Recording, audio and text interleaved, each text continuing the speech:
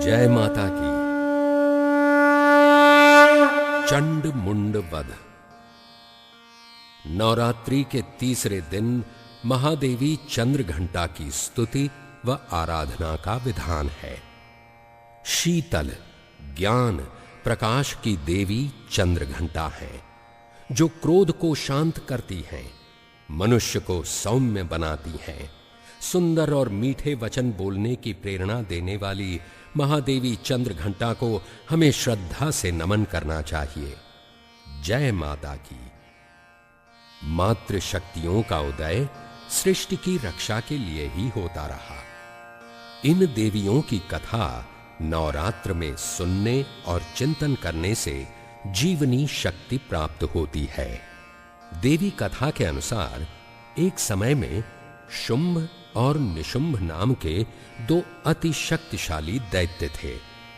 उनसे मनुष्य क्या, देवता तक हार मान चुके थे।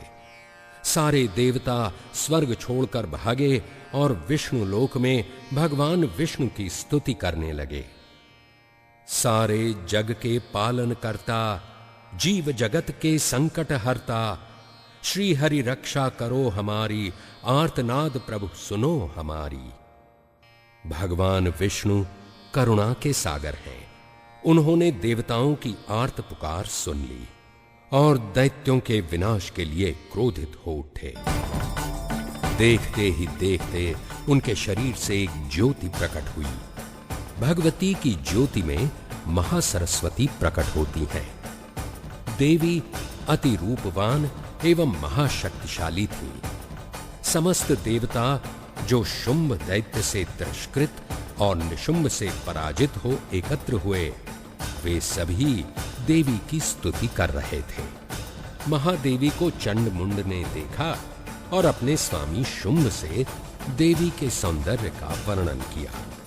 शुंभ राक्षस ने अपने एक दैत्य सुग्रीव को दूत बनाकर देवी के पास भेजा।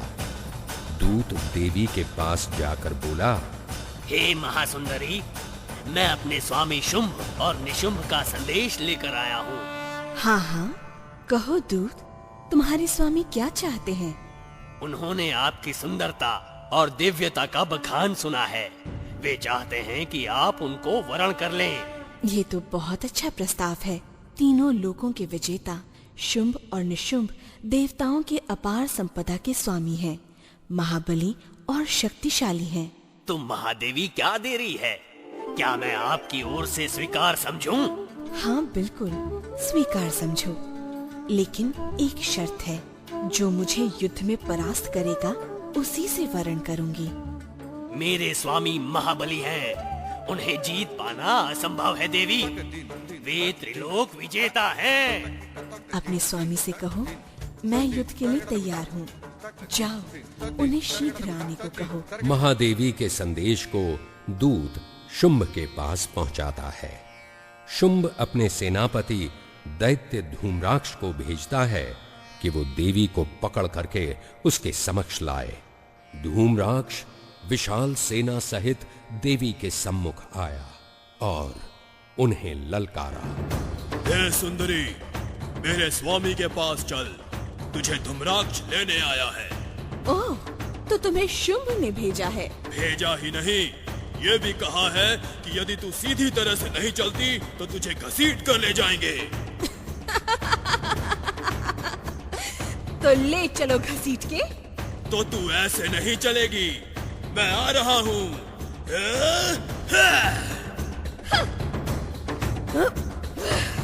अरे ये क्या हो गया?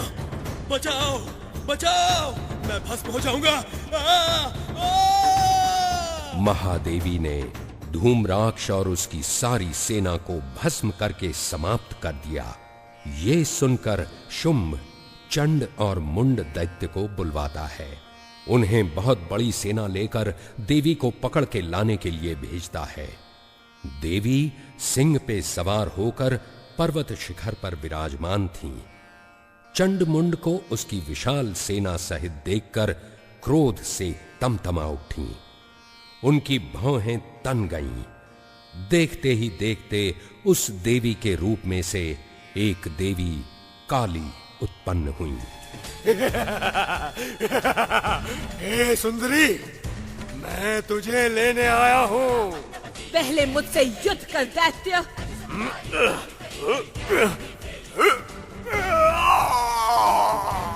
मर गया राक्षस। अभी तेरा भाई मुंड बचा है। मुंड के मुंड को ना उड़ाया तो काली मेरा नाम नहीं। तूने मेरे भाई चंड को मारा है, मैं तुझे नहीं छोड़ूंगा। ले, मैं तेरी मुंडी काट देती हूँ। काली ने चंड मुंड का सेना सहित वध कर दिया। दोनों की मुंडी को उठाकर काली महादेवी के पास ले जाकर बोली, हे महादेवी महासरस्वती, ये चंड मुंड की खोपड़ी है, इन्हें मैं आपको भेंट करती हूँ। हे देवी, तुम चंड मुंड को लेकर मेरे पास आई हो, इसीलिए संसार तुम्हें चामुंडा के नाम से जानेगा और तुम्हारी पूजा करेगा। इस प्रकार महादेवी सरस्वती से चामुंडा चंड मुंड का विनाश करने वाली महाशक्ति अवतरित हुई। जय माता की।